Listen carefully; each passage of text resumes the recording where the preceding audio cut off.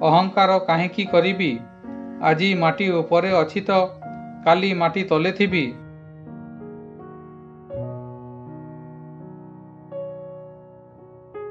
ମରିବା ପରେ ତ ସମସ୍ତେ ଭଗବାନଙ୍କ ପାଖକୁ ଯାଇଥାନ୍ତି। ମହାତ୍ମା ତ ସେ ହୋଇଥାଏ ଯିଏ ମରିବା ଆଗରୁ ଭଗବାନଙ୍କ ପାଖକୁ ଯାଇଥାଏ।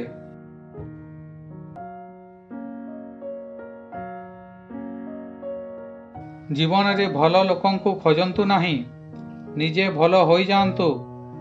କାହିଁକି ନା ଆପଣଙ୍କ ସହିତ ସାକ୍ଷାତ କରି ଆଉ କାହାର ଖୋଜିବା ବନ୍ଦ ହୋଇଯିବ।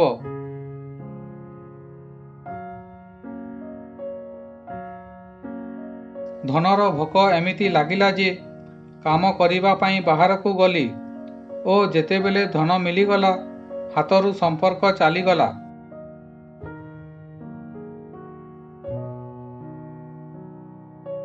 ସେମାନଙ୍କୁ କେବେ ଧନ୍ୟବାଦ କହିବାରେ ପଛାଇବ ନାହିଁ ଯେଉଁମାନେ ଆଜିର ଦିନରେ ମଧ୍ୟ ଆପଣଙ୍କୁ ତାଙ୍କ ସମୟ ଦେଇଥାନ୍ତି।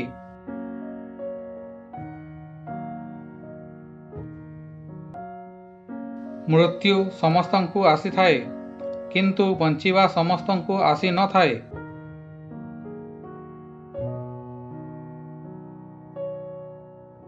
ସେହି ଲୋକମାନଙ୍କଠାରୁ ସାବଧାନ ଥିବ ଯେଉଁ ଲୋକମାନଙ୍କ କଥାରେ ମିଠା ଓ ମନରେ ବିଷ ଥାଏ।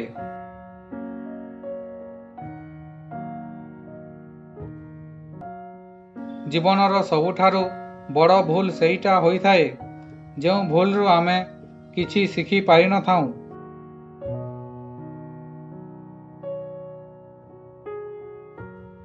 ଗରିବ ଲୋକଟିକୁ ବହୁତ ଦୂରକୁ ଚାଲିବାକୁ ପଡ଼ିଥାଏ ଖାଇବା ପାଇଁ, କିନ୍ତୁ ଧନୀ ଲୋକଟିକୁ ଦୂରକୁ ଚାଲିବାକୁ ପଡ଼ିଥାଏ ସେହି ଖାଦ୍ୟକୁ ହଜମ କରିବା ପାଇଁ।